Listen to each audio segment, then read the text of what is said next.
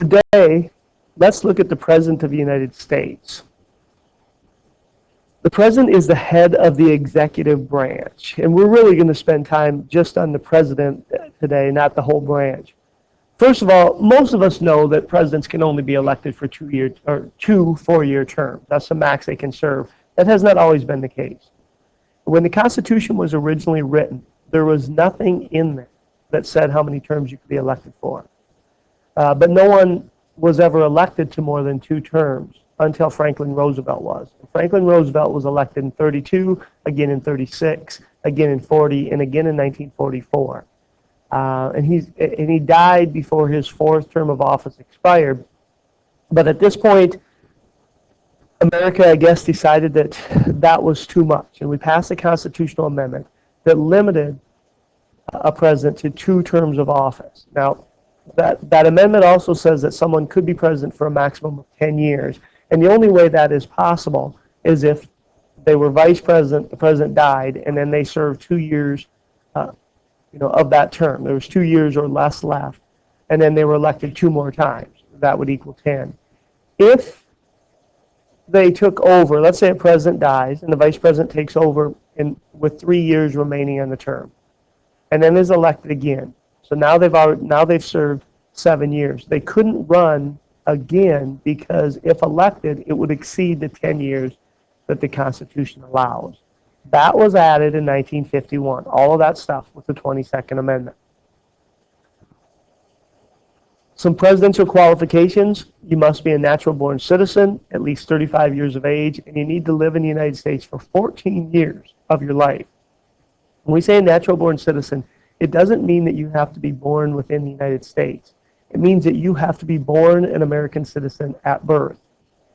So if your parents were visiting Canada and you were born in Canada, you still could be president because you're a natural-born citizen. Or if you were born on an Air Force base because your family was serving overseas or something like that.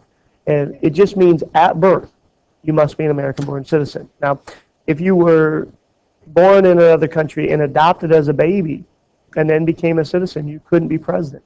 Now, you could be senator, you could be representatives, you could be governor, you could be Supreme Court justice, but you could not be president of the United States. The president makes $400,000 a year. Now, you don't need to know all this other stuff. I just put this in here. That $400,000 seems like a lot of money. But in reality, if you look at the stress of their job and the fact that they are commander-in-chief of the armed forces, which is the most powerful military in the world, and they have that military at their fingertips, it doesn't seem like they're paid as much as the difficulty of that position. Probably the biggest reason why we keep that number relatively low is that we don't want people running for president for financial reasons. So it'll never be $20 million a year. But if you compare this $400,000, we have a lot of people in the United States who make much more money than this, who are doing less important things. I'm sure there's people on reality shows that are making more than $400,000 per episode, let alone per year. But there is a reason. We don't want people trying to be president so they can get rich. There's also a vice president of the United States. Now, the vice president has almost no constitutional authority at all. The only thing the Constitution says about a vice president is that they can break a tie in the Senate. Now, if there's no tie in the vote in the Senate, they don't get the vote. So as of making this, which was in 2014, President Biden, or Vice President Biden, has not had to vote one single time in the Senate. In 8 years, Dick Cheney voted 6 times. So this is not really that big of a power. The only other thing comes with the 25th Amendment that allows the vice president to help determine if a president is capable of carrying out his duties. We all know that if a president dies, the vice president takes over. But what happens if the vice president, if the president, let's say, is shot but is in a coma? Well, the Constitution says that if the president can't perform his duty, the vice president takes over, but it never really specified how we determine that. The 25th Amendment cleared that up a little bit. And one of the things that the 25th Amendment says is that the vice president, along with the cabinet, can write a letter to Congress asking them to transfer power over to the vice president. That's the only other power the vice president has. It's not really much of a power. It's the power to ask for power to be transferred over. We do know the vice president is next in line if the president can't serve, though. So even though they don't have much for constitutional powers, they have to be ready to take over as president of the United States if that's needed. The powers the president has are not that vast either. We were a little afraid of giving a single person too many powers. So the founders gave most of the powers to Congress, which is a lot of people. But those people have to share that power. The House is made up of 435 people, the Senate is made up of 100. So those 535 people essentially have to get together and at least have a majority to use those powers. The President of the United States is a single individual. So the powers given to him are given to him solely. And we're a little afraid about giving too much power to one individual. So the Constitution doesn't give many powers to the President. The biggest power the President has is Commander-in-Chief of the Armed Forces. The President is the head of the U.S. military. However, the President cannot declare war. That's Congress's job. Can't call up a draft, again, Congress, and so on. But if Congress authorizes the President to use force, then the President's in charge. So if Congress declares war, they can't drop a bomb or order an attack or anything, but the President can. The President does not always need congressional approval to take military action. If he feels there's an imminent threat and needs to take military action right now, the President can do so. However, the President can't sustain that action without approval from Congress. So the Commander-in-Chief of the Armed Forces is a big power. It puts the U.S. military at his fingertips. But Congress also has a number of military powers too. So it's not an unlimited power that the President has here. Another power the President has is to issue pardons and reprieves. Now, he can only do this for federal crimes. If someone commits a federal crime and the President believes they're not guilty or believes that they've served enough time or whatever, the President can issue a pardon, which basically forgives that individual of that crime. A reprieve may let him out of jail, but it may not wipe it off the record. Now, the President has that power. And it's kind of a strange power because there's no check on it. If the President pardons somebody, there's nothing anybody can do. So why would we have this? Well, what if the judicial branch has become corrupt and starts wrongfully throwing people in prison? Well, then the President could let all those people out.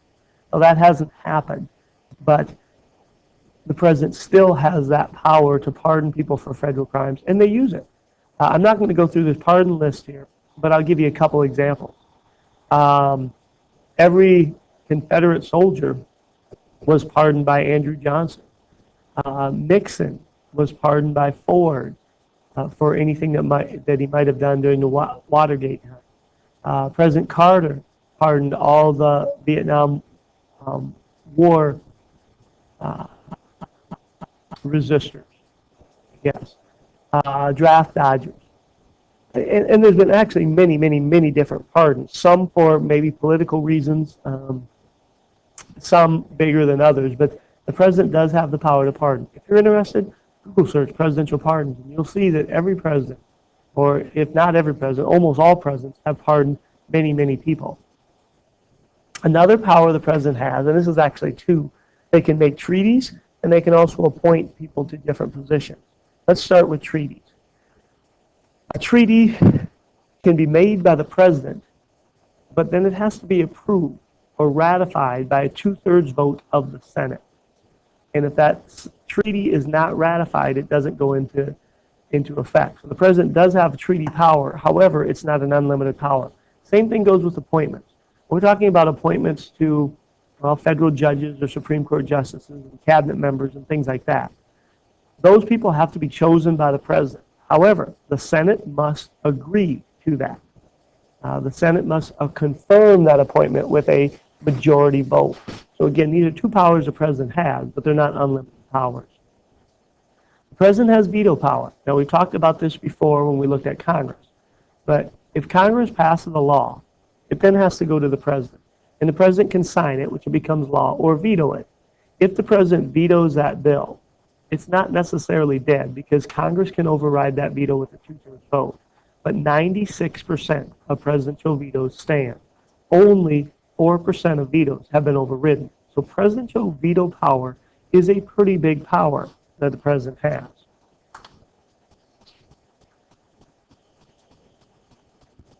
A couple lesser known powers. The president can fill vacancies for a temporary time. Sometimes we call these now recess appointments. If, let's say, a Supreme Court justice retires or dies, well, the president can fill that position. Well, they have to appoint somebody, and then that person needs to be confirmed by the Senate. Well, what if the Senate's not in session? Well, in that case, the president could fill that position for a temporary time. We see these some. No, I don't think we've seen it with a Supreme Court justice, but it's a rarely used but still power of the president. The other thing the president can do is call a special session of Congress. If Congress happens to be adjourned, they're doing something else, and the president really needs them to come do something. Maybe there's a disaster and we need money. Well, only Congress can authorize the spending of any money. So Congress would have to come back in session to do that. The president could call them back to session, say, get yourselves back to Washington so we can deal with these issues.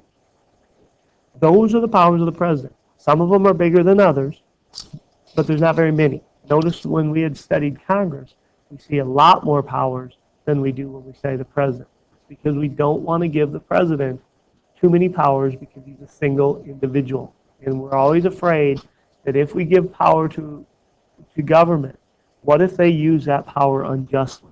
Well, it's less likely that a Congress will because there's so many people. If a Congress is going to abuse their power, you're going to have a majority of the House and a majority of the Senate that would be willing to do that. If a president is going to abuse power, it's just one individual.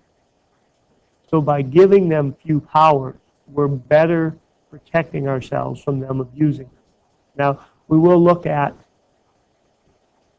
separation of powers and our checks and balances at another time.